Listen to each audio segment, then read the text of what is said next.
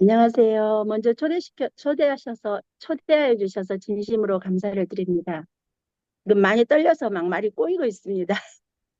어, 이렇게 그 선교사님들 계시는 방에 초대해 주셔서 또 말씀을, 어, 간증을 하게 해 주신 그 한 달 동안 8월 초에 제가, 소피아 선교사님에게 간증을 좀 해달라는 부탁을 받았거든요. 근데, 어, 왜 나 같은 사람이 선교사님들 모임에 간증을 해야 되지?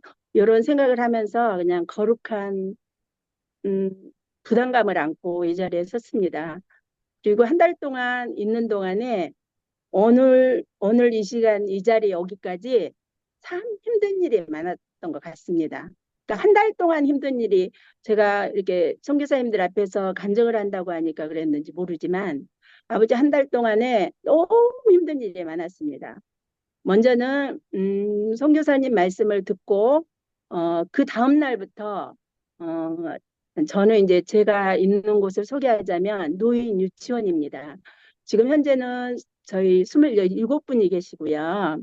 27분이 계시고 또 방문 요양까지 같이 하고 있어서 저희 어르신들이 한 50여 분, 제가 모시고 있는 어르신들이 한 50여 분 되거든요. 근데 이제 주간보호는 음, 선교사님 부탁을 받고 그 다음 날부터 일이 터지기 시작했습니다. 어떤 일이 터졌냐면 코로나가 다시 돌기 시작했습니다. 여기는 이제 어르신들이 집으로 출퇴근하는 것이기 때문에 어느 누구로부터 시작이 됐는지는 모르지만 코로나가 시작이 돼서 어르신들부터 직원들까지 거의 한 90%가 걸린 것 같습니다. 그래서 거의 뭐 어르신들을 첫날은 코로나가 나오고 첫날은 보내고 서너 분 보내고 나니까 그 다음 날 나오고 근데 여기 노인 유치원은 보호자분들이 다 직장 생활을 하는 분들이 많고 어르신들을 케어할 수 있는 분들이 별로 많지 않아서 어르신들이 출근을 하시지 않으시면 보호자들이 굉장히 곤란하거든요. 그래서 제가 결단을 내려야 됐습니다. 왜냐하면 코로나 걸리신 분들이 더 많고 선생님들도 코로나가 이미 걸려 있고 그다음에 지금은 어, 시청이나 공단에서 코로나가 걸려도 아무도 감기로 생각하지 뭐 어떤 보조금이라든가 어떤 도움이라든가 주는 곳이 한 군데도 없습니다. 또 마스크도 해제가 다 돼서 마스크도 안 쓰는 상황에서 이 코로나를 어떻게 막을 수 있는 길이 없습니다. 그래서 보호자분들께 다 전화를 먼저는 안 걸리신 보호자들께 코로나에 감염되지 않은 어르신들 보호자들께 먼저 전화를 드렸습니다. 지금 저희 센터 상황이 이렇습니다. 어르신들은 코로나에 걸려 있고 선생님들도 거의 과반수는 코로나에 걸려 있고 이런 상황인데 음, 어르신들을 집으로 가시라고 할 수가 없습니다.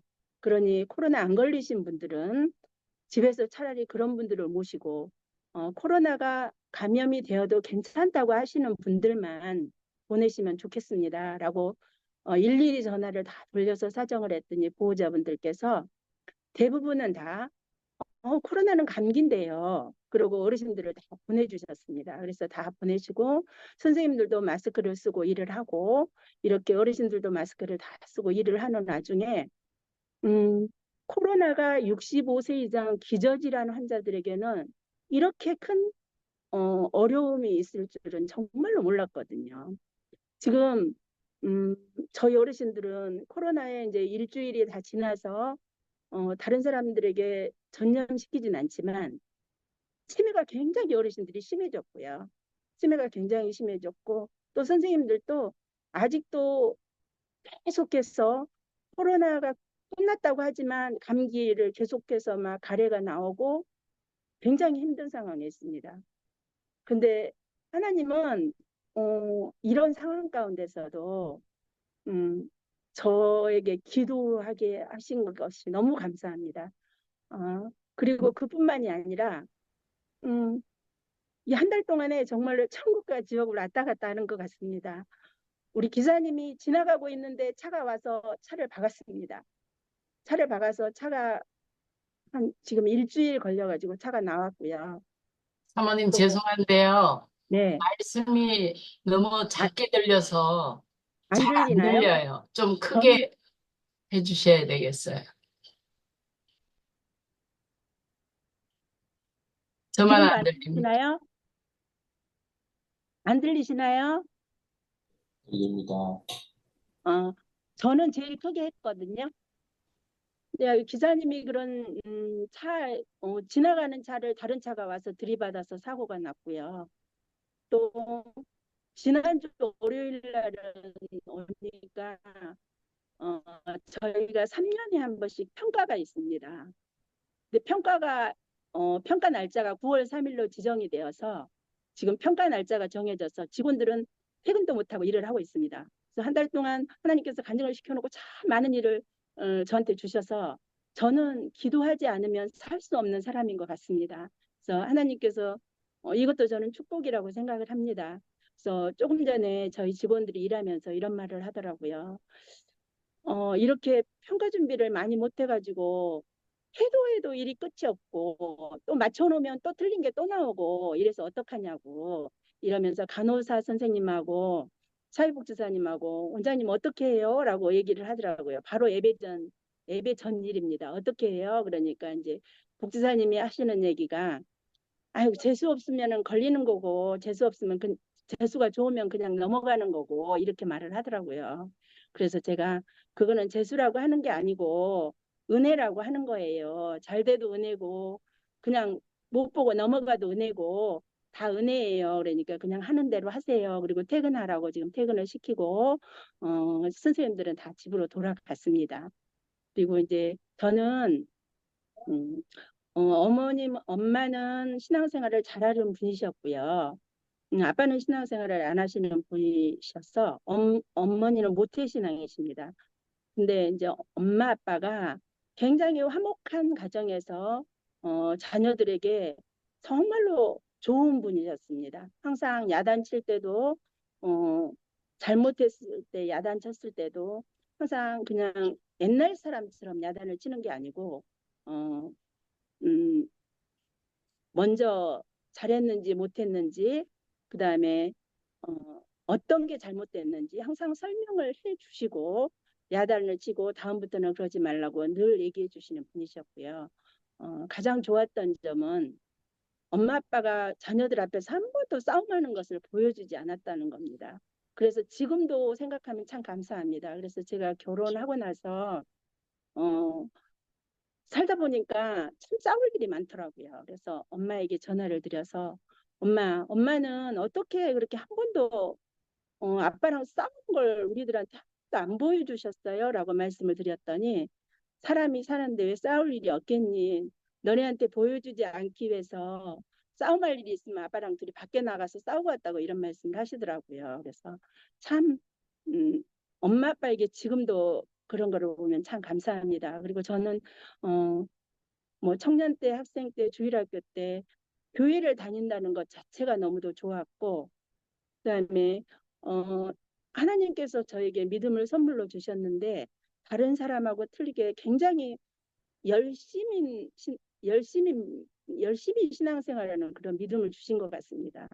그래서 교회에서 자고 기도하고 또 모여가지고 말씀 듣고 말씀 공부하고 이러는 게 너무 좋았던 것 같아요. 그래서 제가 고등학교 졸업을 하고 신학교를 들어가서 보육 성교학을 전공했고요.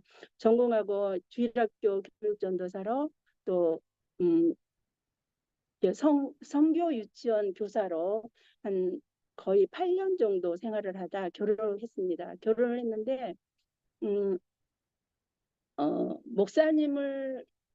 목사님 기름 부어서 하나님의 종으로 세움 받은 목사님으로 목사님과 결혼을 하면 그냥 신앙생활만 잘 할 수 있을 줄 알았거든요. 근데 생각하고는 너무 다르더라고요. 저희 시댁은 좀 특별하여서 제가 결혼할 때 저희 시어머니는 편마비여서 일상생활을 잘 못하시는 중이었고요. 그다음에 아버님과 어머님은 공부를 굉장히 많이 하셨던 분이고 옛날에는 굉장히 제가 결혼하기 전에는 굉장히 부유하게 살았던 분들이셨습니다. 근데 제가 결혼할 당시에는 아버님이 사업에 실패하고 굉장히 어려운 상황이었고 목사님은 이제 공무원 생활을 하고 계셨습니다. 그리고 이제 부교육자로 공무원 생활을 하시면서 부교육자 생활을 같이 하고 있었습니다. 근데 집에 얼마나 일이 많은지 제가 새벽에 한 5시에 일어나면 5시, 6시에 일어나면 저녁 10시 될 때까지 거의 안 자본 기억이 없었던 것 같습니다. 집에는 농사를 지어서 음, 하루에 제가 밥을 많이 차릴 때는 한 12번씩 차렸던 것 같습니다. 근데 아가씨 때 하나님께서 결혼하기 전에 하나님께서 저에게 너무 많은 은혜를 주시고 또 많은 것을 체험하게 하여 주셨고 하나님의 그 위대하심과 그 능력을 많이 보고 자랐기 때문에 그리고 체험하고 자랐기 때문에 그 어려운 상황들을 이길 수 있었습니다. 그리고 음, 아버님이 제가 결혼하고 한 12년 됐을 때 아버님은 건강하셨고요. 어머님은 아버님이 말씀하실 때 네 엄마는 저렇게 몸이 불편해서 얼마 못 사실 거다라고 말씀을 하셨는데 생명은 하나님 손에 달려 있잖아요. 그래서 저희 어머님은 저하고 한 28년을 사셨고요. 저희 아버님은 제가 저하고 16년을 사셨습니다. 그 16년 사는 동안에 아버님 한 6년 정도 암투병을 하셨거든요. 그래서 저희 아버님은 굉장히 엄살이 심하시고 엄살이 그 어머님 아버님은 다 믿는 분이셨고요. 저희 그 목사님 가정은 몇 대째 이렇게 신앙으로 다져진 가정이었어요. 네, 저희 아버님은 신앙생활은 하셨지만 그렇게 제가 봤을 때 하나님이 보셨을 때는 모르지만 제가 봤을 때는 그렇게 믿음이 좋은 분 같지는 않았습니다. 그래서 아버님은 삶의 애착이 굉장히 강하셨고 그다음에 그 엄살이 굉장히 심하셨고 또 그 의존성이 굉장히 강하셨던 분 같아요. 이제 어머님이 아버님의 그 부족한 부분을 해주지 못했기 때문에 그 부분을 다 저에게 아버님이 요구를 하셨습니다. 그리고 암투병을 하실 때 우리 아이들이 초등학생, 중학생 이랬거든요. 근데 그때 손이 제일 많이 갈 때였는데 저는 아이들에게 어, 정말로 그 어떤 것도 해줄 수가 없는 상황이었어요. 아버님이 암투병을 하면서 15일 정도는 병원에 계시고 또 15일 정도는 집에 계시고 다시 또 15일이 지나면 또 병원에 가서 보름 정도 계시고 이걸 늘 반복을 하셨기 때문에 거의 병원에서 자고 또 아침에 저녁에는 가서 자고 아침에는 와가지고 또 집안 청소를 다 해놓고 뭐 아이들 학교 보내놓고 이러고 나면 또 저녁에 집에 가고 이게 이제 반복된 생활이었어요. 그래서 저는 집에는 일할 수 있는 사람이 아무도 없었습니다. 어머님도 뭐 다 도와드려야 됐고 또 아이들도 그렇고 뭐 집에 일할 수 있는 사람은 저 혼자밖에 없었는데 그게 너무 힘들었거든요. 그래서 늘 이렇게 반복된 힘듦이 정말 하나님을 붙들지 않고는 제가 견뎌낼 수 없는 그런 상황이었어요. 그렇다고 해서 목회자랑 결혼을 했지만 정말로 주의 일을 열심으로 할 수 있는 환경이 되지 못했어요. 그래서 공적 예배 외에는 제가 영적으로 채워줄 수 있는 그런 시간도 없었고 마음의 여유도 없었고 경제적인 여유도 없었고 아무것도 없었던 것 같습니다. 그래서 저는 정말로 하나님을 붙들 수밖에 없었어요. 늘 제가 지나가면서도 그냥 울면서 기도하고 또 그냥 다른 사람이 들을까 봐서 늘 제가 지나다니면서 하는 기도가 방언 기도였습니다. 누가 툭 치면 그냥 방언이 나오고 그러니까 사람들이 지나가면서 이상한 소리를 썰렁썰렁 해야 되니까 사람들이 저 사람 미친 사람 아니야? 이러고 돌아볼 때도 있었습니다. 그러고 저는 그걸로도 기도하고 막 이걸로도 해소가 안 되면은 이불을 뒤집어 쓰고서 막 우는 게 제 일이었거든요. 하나님, 저는 하나님이 택해 주셔서 목회자 3호로 이렇게 보내주셨고 또 지금까지 하나님이 저에게 은혜를 주셔서 단 한 번도 제가 주의를 어겨본 적도 없고 하나님 앞에 11조를 떼고 먹은 적도 없고 저는 학생 때 청년 때 정말로 하나님만을 위해서 살았잖아요. 제가 청년 때도 학생 때도 음, 명절이나 집에 큰 일이 있어도 주일이면 집에를 가본 적이 없이 주일을 지키느라고 한 번도 가본 적이 없는데 왜 하나님께서 이렇게 어려움을 주세요? 라고 늘 기도를 했던 것 같습니다. 그리고 어느 날 한 번은 그날도 아버님 이제 병간호를 하시고 아예 간병인도 쓸 수 없게 무조건 저만 붙들어 놓으셨거든요. 그래서 그날도 저희 시아버님이 이제 고대 구로병원에서 입원해 계시거든요. 그래서 고대 구로병원에서 그날도 여전히 잠을 자고 새벽에 이제 전철을 타고 저희 집으로 오다 보면 저희가 이제 부교육자로 있는 교회가 전철역하고 저희 집하고 중간에 있었어요. 그래서 전철에서 내려가지고 그날은 저희 아버님이 저를 한숨도 안 재우더라고요. 야, 조금 누워 있으려고 그러면 야, 어머마 나 지금 팔이 저리다. 팔 좀 두드려다오. 그다음에 뭐 배가 뭉친다. 배를 쓸어다오. 그래서 정말로 한숨도 안 재우셨던 것 같아요. 그날따라. 그래서 제가 그날에 너무 안 재우시고 막 너무 힘들게 해서 그냥 아버님한테 그랬어요. 아버님 저 소자범 먹였냐고 왜 저를 이렇게 한숨도 안 재우시냐고 저 너무 힘들어요 라고 얘기를 했더니 그래도 막무가내로 아픈 걸 어떡하냐 그러면서 뭐 등을 두드려라 팔을 쓸어내려라 배를 어루만져라 뭐 이렇게 해서 정말로 하루 한숨도 안 재웠습니다. 그래서 꼬박 세우고 전철에서 오면서도 그냥 계속 눈물만 나오는 거예요. 너무 힘들어서 하나님 저는 하나님 일한다고 했지 제가 이렇게 육신적인 일을 하려고 하나님 앞에 말해본 적 한 번도 없잖아요. 근데 저 왜 이렇게 만드시나요? 이러면서 막 오면서 도저히 집에까지 갈 수 있는 그 기운이 없어서 교회로 갔습니다. 교회로 가서 그 제일 앞에 의자에 앉는데 정말로 그 앞에 앉아서 기도를 하면 누군가가 지나가다 우리 성도들이라도 혹시 들어와서 보면 어떡하나 이런 마음이 퍼뜩 들더라고요. 그래서 땅바닥에 주저앉았습니다. 그 강대상 앞에 땅바닥에 주저앉아서 정말 힘드니까 기도가 안 나오더라고요. 기도가 안 나와서 그냥 정말로 목 놓아서 울었습니다. 막 껄껄이 울었어요.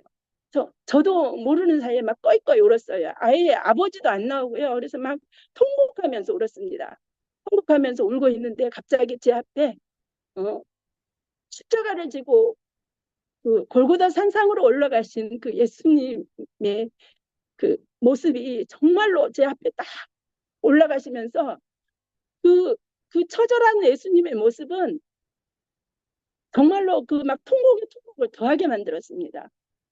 그 골고다 산상으로 십자가를 지고 올라가시는데 가시가 쓰신 그 머리에는 정말로 피가 막 흘러내려서 눈을 가리고 예수님이 비틀비틀하면서 앞으로 고꾸러지고 옆으로 고꾸러지고 그 하는 모습이 보이는데 제가 막 그냥 아무 소리도 못하고 엉엉 울다가 하나님 잘못했습니다라고 했어요. 그러면서 제 마음에 부딪히기를 나는 너하고 아무 상관없는데 너를 위해서 이 십자가를 졌는데 너는 살아가는 남편 그 아버님 그거 조금 하는 게 그렇게 힘드냐? 이게 이제 제 마음속에 그 말씀이 쭉 박히더라고요. 그래서 하나님 잘못했어요. 하나님 잘못했어요. 제가 감사함이 해야 되는데 하나님께서 저한테 이걸 할 수 있는 건강도 주셨는데 제가 너무 잘못했습니다. 하고 그렇게 막 엉엉 울다가 정말로 저도 모르는 사이에 정말로 걸을 힘도 없었는데 하나님 잘못했습니다. 이제 감사하며 하겠습니다. 이러고 일어났는데 정말로 막 다리에 기운이 솟고 힘이 나더라고요. 그래서 집에 가서 정말로 어머님을 보고 아이들을 보내고 그러고 또다시 이제 감사하는 마음으로 해야지라고 다짐을 했지만 여전히 저한테는 생활의 어려움이 하나도 변하지 않았습니다. 변하지 않고 그대로였지만 그래도 감사함을 가지려고 많이 노력했고요.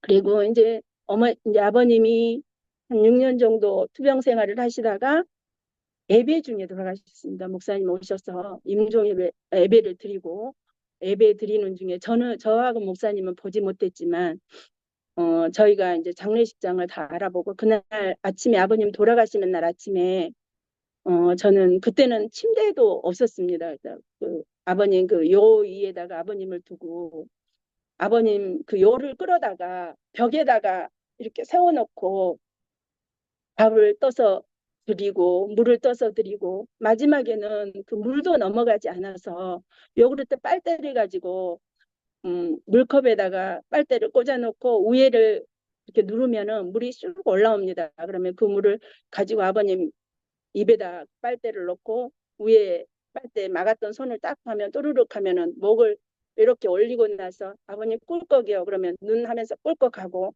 이렇게 해서 물을 마시고 그날 이제 아침에는 동공이 풀리셨더라고요. 그래서 어머님께 어머님 아무래도 아버님이 음, 오늘을 못 넘기실 것 같으니 작은아버님하고 딸하고 고모하고 다 전화를 해서 아버님 임종 가실 것 같으니까 하나님 나라 가실 것 같으니까 식구들 다 모아주세요. 그러고 얘기를 했더니 알았다고 그러면서 하시고 저희는 이제 장례식장을 알아봐야 돼서 목사님하고 저하고 나갔다가 집에 거의 다 돌아왔는데 어머님 전화가 왔더라고요. 너희 아버님이 지금 하나님 나라 가셨다. 그러고 와서 보니까 목사님하고 교회 성도님들하고 다 오셔가지고 아버님 하얀 걸로 딱 덮어놓으시고 목사님하고 계시더라고요. 그러면서 거기 권사님이 저한테 말씀하셨어요. 사모님 그동안 고생 너무 많이 하셨어요. 우리 저기 황성규 집사님 가시는 거 보니까 정말로 좋은 데로 가셨다고. 그러고서는 이게 면보로 덮어놓은 얼굴을 보니까 정말로 평안하게 가셨더라고요. 그래서 정말로 그거는 감사했고요. 그 다음에 제가 어머님하고 아버님하고 이제 그러고 나서 이제 아버님이 2008년에 돌아가셨습니다. 2008년에 돌아가셨고 제가 2008년 8월 12월부터 이 노인 사역을 시작했습니다. 그래서 제가 처음에 설교 제목을 나와 함께 하신 하나님이 아니고 하나님 나라를 준비하며 삽시다라는 제목으로 이렇게 하나님 어떤 거를 할 거야 하고 기도했는데요. 나와 함께 하신 하나님에 대해서 증거하고 그다음에 우리가 준비하는 삶을 살아야 된다는 거는 제가 노인들하고 같이 생활하면서 준비하는 삶을 살아야 된다는 걸 주님 알았습니다. 제가 우리 선교사님들은 다 영혼들을 많이 사랑하시는 분들이잖아요. 그래서 제가 주간보를 처음 하고 나서 우리 김 어르신 한 분이 계셨습니다. 오셔가지고 저희가 그때는 토요일 날 예배를 드렸었거든요. 항상 화요일 토요일 예배를 드렸는데 토요일 날 그 어르신이 예배가 끝나고 났는데 저에게 이렇게 말씀하시더라고요. 여기 주인 양반들이 교회 다니는가 봐요. 이렇게 얘기를 하더라고요. 그래서 어르신 왜요? 저희는 교회 다니는데 예배 드리는 게 싫으세요? 라고 여쭤봤더니 어르신이 이렇게 말씀하시는 거예요. 아니요. 싫은 게 아니고 나도 처녀 때는 교회 다녔어. 라고 말씀을 하시더라고요. 근데 그때 말씀 전하지 못한 게 하나님의 말씀을 복음을 전해주지 못한 게 너무 마음이 아프더라고요. 왜냐하면은 그분은 우리는 언제나 우리 옆에 항상 있을 줄 알거든요. 언제 돌아가실지 모르기 때문에. 근데 그분이 그게 마지막이었습니다. 월요일 날 그분이 돌아가셨습니다. 근데 그게 너무 마음이 아프고요. 제가 어르신들을 많이 모시면서 거의 임종 어르신들이 이제 돌아가실 것 같으면 제가 거의 알겠더라고요. 어르신들이 이 어르신은 며칠 정도 좀 계실 것 같다라고 대충은 많이 보니까 짐작을 하겠더라고요. 그리고 코로나 때 처음 코로나가 시작될 때는 이 주간보가 굉장히 어려웠거든요. 그래서 제가 코로나 확진된 날 저희 어르신이 확진이 같이 됐어요. 같이 확진이 됐는데 이 어르신은 며느리가 옆에 살지만 며느리가 암투병 중이었고 모실 수 있는 분들이 아무도 안 계셨거든요. 그래서 제가 그 어르신 댁에 가서 같이 코로나 격리를 같이 했습니다. 근데 이 어르신은 불교의 아주 골수분자셨거든요. 근데 제가 일주일 동안 그 어르신과 같이 격리하면서 정말로 요양원에서 배웠던 뭐 기저귀 교환이라든가 얼굴 닦는 거라든가 아래를 닦아주는 거라든가 목욕시키는 거라든가 이런 걸 다 몸에 익혔기 때문에 일주일 동안 정말로 어르신을 아침 저녁으로 세수시켜드리고 그다음에 목욕도 시켜드리고 눕혀서 목욕도 시켜드리고 약도 드리고 그러면서 복음을 계속 전했습니다. 예수님 믿어야 천국 갑니다. 예수님을 우리 위해 십자가에 못 박혀 들어가셨습니다 하면서 영접기도도 하고 막 그랬어요. 그랬더니 어르신이 말씀하시더라고요. 저한테 야 그분이 경상도 분이셨는데 야야 너는 나하고 피 한 방울 안 섞였는데 왜 나한테 이렇게 잘하나 이렇게 말씀을 하셔서 예수님 때문에요. 예수님이 나를 사랑하셔서 저도 그 사랑으로 어르신을 사랑해요. 어르신 제가 믿는 하나님 믿어야 어르신 천국 가요. 막 이러면서 그랬더니 어르신이 영접 기도도 하시고 예수님을 영접했습니다. 그리고 어르신은 호박죽. 아, 젊은 이제 호박죽. 좀 맞춰야 되나요? 계속 하시면 됩니다. 조금 더 하셔도 되겠습니다. 네? 네, 조금 더 하셔도 됩니다. 네. 그래서 그 어르신은 소천하셨고요. 아닙니다. 네, 계속 하시면 됩니다. 요즘에는 제가 이제 주간보를 하시면서 2023년 11월에 입수하신 분이 계십니다. 이분은 지금 현재 68세시고요. 이 어르신은 요양병원에서 계속 계시다가 오셨던 분이에요. 오셨던 분인데 지금은 담배를 많이 피우셨고요. 그분이 담배를 많이 피우셨고 어, 아주 그 요양병원에서 얼마나 학대를 받았는지 저희가 무슨 말만 하면은 톡 와가지고 무릎 꿇고 잘못했어요, 잘못했어요라고 빌었어요. 그리고 이분이 아주 조현병이 굉장히 심해가지고 정말 우리가 감당할 수 없는 분이셨어요. 감당할 수 없는 분이죠. 이분을 요양병원에 보내야 되나 어떻게 하나 걱정을 많이 하면서 하나님께 기도했어요. 하나님, 이분을 어떻게 해야 될까요? 라고 자꾸 기도를 해도 하나님이 통하는 마음을 저한테 주시는 거예요. 그래서 정말로 기도하면서 어, 이분 손잡고도 기도해보고 그 목사님이 주기도문하고 사도신경을 크게 이렇게 써가지고 이 어르신한테 드렸거든요. 그랬더니 이 어르신이 아침마다 오면은 그 사도신경하고 주기도문을 외우고 성경책을 보고 지금은 성경 필사를 하고 있습니다. 그래서 지금은 성경 필사를 하면서 정말로 많이 변했어요. 저희 일을 많이 도와주고 있고요. 사랑합니다. 고맙습니다. 감사합니다를 얼마나 잘하는지 해서 저는 하나님께 정말로 감사를 드리거든요. 이게 노인 사역을 하면서 정말 우리가 준비하며 살아야 되겠다라는 생각을 많이 합니다. 저희는 치매 어르신들이 가장 많이 계시는데 제가 우리 선교사님들이 시간 날 때마다 좀 기도해 주시면 좋겠습니다. 저는 정성노인복지센터 주간보호하고 방문 요양을 하고 있고요. 제 기도 제목은 우리 정성노인복지센터가 구원의 방주 역할을 잘 감당하고 그다음에 치매를 정복할 수 있는 믿음을 달라고 제가 기도하고 있습니다. 이 정성노인복지센터를 통하여서 어, 교회를 세우고 또 선교사님들 선교비를 많이 보낼 수 있고 또 어려운 목사님들 도울 수 있는 우리 생업의 특전이 되게 해달라고 기도하고 있거든요. 우리 선교사님들이 생각나시면 좀 기도 좀 해주시면 감사하겠습니다. 그리고 행복기도원을 통해서 하나님이 저를 많이 세워주셨습니다. 이 정성노인복지는 주간보호를 제가 인수한 지 3년이 됐는데 이 3년 동안에 정말로 많은 일들이 있었고 너무 코로나 때문에 너무너무 힘들었거든요. 그런데 행복기도원 때문에 지금까지 견딜 수 있었습니다. 어, 항상 기도가 답이라고 목사님이 말씀하셔서 정말 기도밖에 할 것 없어서 하나님 앞에 기도했더니 하나님이 그 믿음의 방패를 제 마음속에 이렇게 다 장착하게 해주셔가지고 어려울 때는 더 기도를 할 수 있게 만드셨고 또 지금까지 이렇게 세워주셨습니다. 하나님께 감사드리고 또 우리 선교사님들 앞에서 이렇게 간증할 수 있도록 도와주셔서 정말 감사를 드립니다. 그래서 우리 어르신들이 마지막 천국 갈 때는 믿지 않는 분들과 믿는 분들이 가는 모습도 다르고 행동도 다르더라고요. 정말로 예수님을 영접하고 가시는 분들은 해같이 빛나게 정말로 편안하게 가시더라고요. 그런데 믿지 않고 가시는 분들은 제가 그런 분들을 많이 봤습니다. 갑자기 이렇게 있는데 오지 마, 저리 가, 저리 가, 저리 가, 막 이러면서 소리를 막 지르더라고요. 그래서 왜 그러냐고 그러면은 저것이 한번 옷을 입고 나를 막 잡으러 온다고. 나는 안 가고 싶은데 저리 가, 저리 가 그러고 있으면은 며칠 안 있으면 돌아가시더라고요. 그러니까 우리 선교사님들은 물론 다 예배하고 계시고 하나님께 다 맡기고 사시는 분들이라 그러시는 분들은 한 분도 안 계시지만 우리가 그런 분들이 계시지 않게끔 또 우리가 일을 하시는 분들이 선교사님들이시잖아요. 그래서 영혼들을 위해서 날마다 뜨겁게 기도하시고 또 오늘 저를 이렇게 세워주셔서 너무너무 감사드리고 부족한 저를 세워주셔서 이렇게 간증하게 해주셔서 진심으로 감사를 드리겠습니다. 감사드립니다.